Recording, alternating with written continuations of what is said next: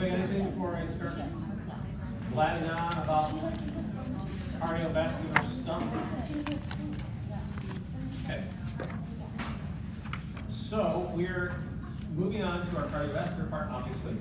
We're going to talk about like the atherosclerosis, plaque buildup.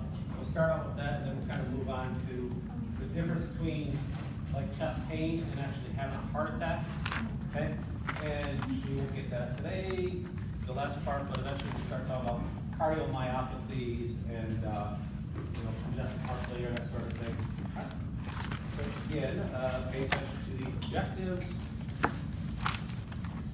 That is what I'm using for your final also. All right. This is a picture of a heart, in case you didn't know that. I'm hoping this isn't a surprise to anybody. Look, this kind of drew up there. So when we're talking about things like the coronary arteries, again, usually we're talking to either the right or the left coronary artery, one of those branches where something gets clogged up. Okay, and there's just a back note of it. Okay, so there it is, a drawing of it. Now, what I want to point to is that little picture on the right. That's an artery that has got some plaque in it. Okay. I believe in this picture they call it an atheroma. Okay, atherosclerotic plaque is really what we typically call it. The sclerotic part of it, that's referring to hardening of arteries. Okay, so what happens is, again, we'll look at these in a couple of slides here in more detail. But what happens is you have a buildup over a long period of time on those arterial walls. And as it builds up, of course, it's going to decrease the space that the blood can flow through. And in this case, there happened to be a clot that was just put in there. So obviously, if that happens, whether it's a clot or not, if the plaques on the wall build up enough and they decrease that lumen enough, you slow blood flow and or stop blood flow. And as you already know, the heart doesn't do anaerobic respiration, okay? So if you stop blood flow in the heart, everything downstream is going to die, okay? And you don't have a lot of time before that heart muscle starts to die, okay? In which case it's a heart attack, okay? So we'll look at that again in a little more detail. These are just some drawings to kind of conceptualize. Okay, there's a lot of junk that is in a plaque. Here we're calling it a fibroatheroma. Anytime you see the word fiber in a word, it's like scar tissue, fiber strands, that sort of thing. Okay? So you're seeing a bunch of stuff in here. And then in this second drawing, we just threw a thrombus in there. A thrombus is a blood clot, of course. By the way, a thrombus that moves is an embolus. It's literally the same thing. It's just whether or not it's moving or not. Sometimes you hear it referred to as a thromboembolus if it's moving. Okay. So again, it's just a blood clot. And you need to know the word stenosis if we've never talked about that before. That just means something's narrowing. In this case, that artery, because of that plaque buildup, is getting more and more narrow for the part that the blood has to flow through. So they say that it is stenotic. Okay, you'll hear that with valves too. Sometimes when valves get narrow, it causes stenotic. Right. Any questions on any of that?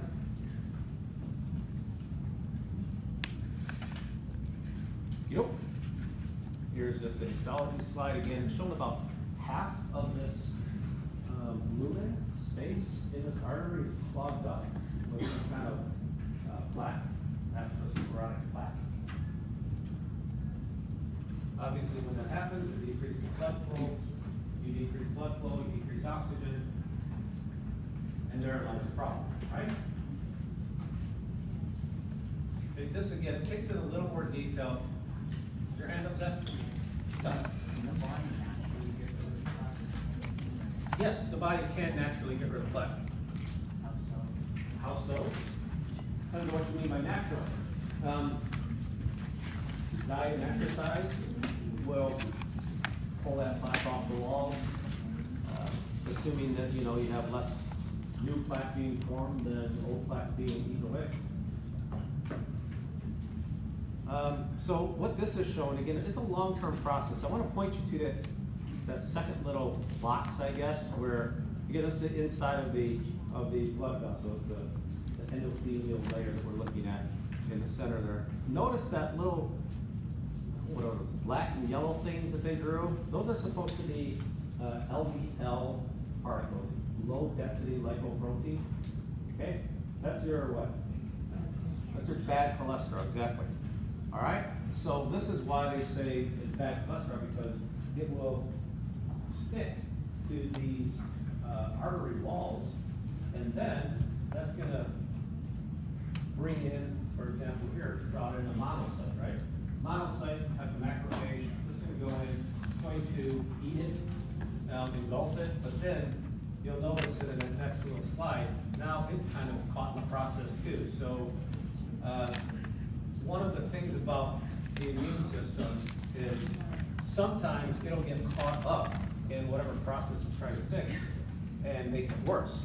And this is one of those cases where monocytes can actually get caught in part of the mess and kind of be part of that plaque that gets built up. Okay? Also kind of brings up a point where chronic inflammation, they say, is directly related to cardiovascular disease. And a lot of that is because when you have chronic inflammation, you do stimulate the immune system chronically, and the immune system, again, can get caught up in this whole mess. We talked about free radicals before. Free radicals damage cell walls. Well, we also use free radicals, part of our immune system is using free radicals to actually kill foreign invaders, and long-term high amounts of free radicals, even by our own immune system, can cause some damage that can damage these walls and get the plaque to stick to it. Okay. Any questions on any of this? Pretty straightforward, I think. Just stop getting in there. Yet another drawing. It shows this thing build up. Yeah, we're talking, this is measured in decades, okay? Somebody just doesn't wake up one day and have a bunch of plaque built up in their arteries. It gets further and further and further along. These are lifetime kind of pathologies, lifestyle related pathologies. Okay. What this does point out, though, is that there are these three different layers to these arteries. Just there are three muscle layers in the heart, and we'll talk about that in a second after our case study. So, a 35-year-old male suddenly began to experience severe pain in his chest, went straight to the emergency room. An EKG was performed, but was negative for any unusual patterns. Cardiac enzymes were taken, but showed no specific increased levels. The patient was put under observation for the next 4 hours and retested, but all results were still negative, so the doctor treated him and sent him home. So what do you think the diagnosis is? What was the treatment, and why was this diagnosis able to be made and sent home after only 4 hours? What's going on here? It's a pre-heart attack. What? It's a pre-heart attack. A pre-heart attack? Okay. And Another word for a pre-heart attack? Angina. Okay. Angina pectoris. Okay. I've heard it both ways, angina and angina. Cardiologists almost always say angina because when people say angina, for some reason people giggle. Wonder why. Okay, so we're going with angina. Okay, I think that literally means pain. Okay, so this is angina. Why is it not a heart attack?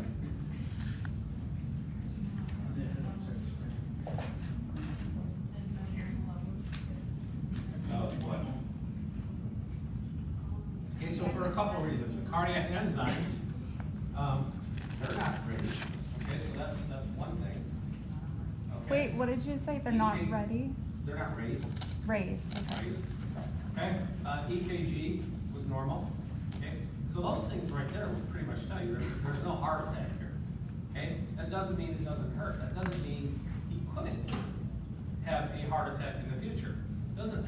Actually doesn't mean it didn't happen in the past. Well, okay, the EKG would tell you. And depending on when he had the heart attack in the past, cardiac enzymes would have told you that too. But yeah, so right now, what do you think the treatment was? What do you do for this? Rest. Rest, obviously. Well, Blood. kinda, yeah. Maybe blood thinners. Okay, maybe blood thinners. Vasodilators, okay, so like nitro, right? Those little white pills that they put under their tongue. Just as a gee whiz, I guess, is they put those little nitro pills under their tongue because it gets into their bloodstream real fast when they do that.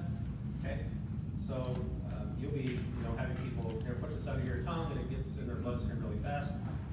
Nitro is a very potent vasodilator.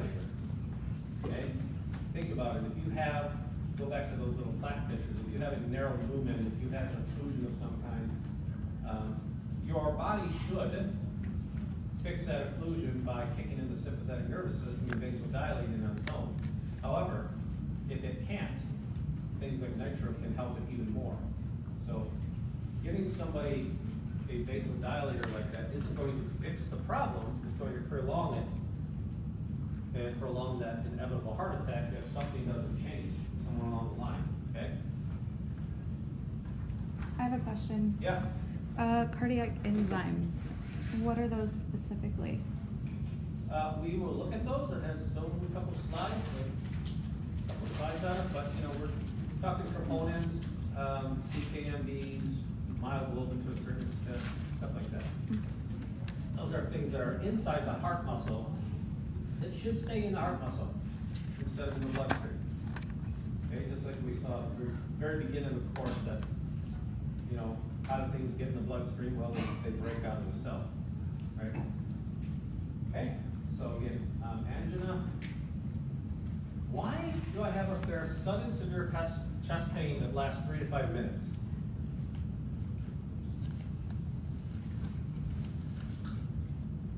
Is it because of pressure and it's starting to it's trying to go through?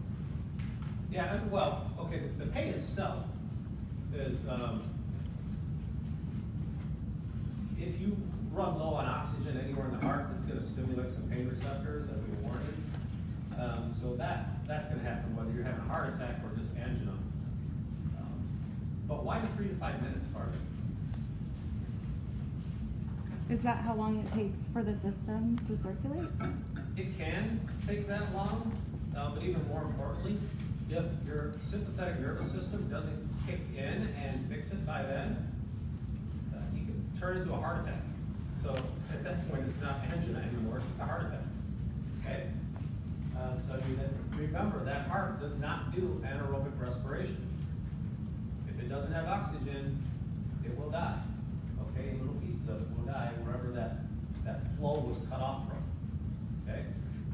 So that's really the main difference between angina and the actual myocardial infarction, is myocardial infarctions last longer enough to actually kill the tissue, as opposed to the angina, it cleared up somehow. It got through before the tissue died. It felt like you were having a heart attack because it kind of worked, but then it kind of cleared up, okay? Why would anemia cause angina? We looked at anemia before. Why would that cause angina? What? Yeah, the same reason, right? Not enough oxygen. So if you have less oxygen, it really doesn't matter what the cause. That's going to affect the heart immediately, okay? And if you have less blood, you have less oxygen, okay? So with anemia, what's going to happen to the heart? How's it going to respond when you start having heart pains? If anemia is a problem. It's gonna hurt. Well, yeah, it's going to hurt. That's angina. How does it get a respond though? Vasodilate? Okay. There's no